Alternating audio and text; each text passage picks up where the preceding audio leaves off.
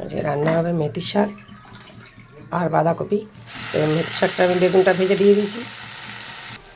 দিয়ে দিচ্ছি হালকা করে একটু নুন, একটু মিষ্টি, অল্প করে একটু হলুদ গুঁড়ো, নাড়াচাড়া দিয়ে নামিয়ে দিচ্ছি। মেথি শাক রান্না করতে টাইম লাগে না, শুধু বেগুনটা একটু ভাজার অপেক্ষা।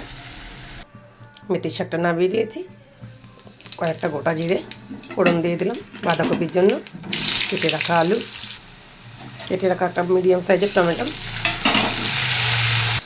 কিছুটা কড়াইশুঁটি দিয়ে দিয়েছি, কেন শীত পড়েছে যেন মানে কড়াইশুঁটি শাক পাতা এসব দিই।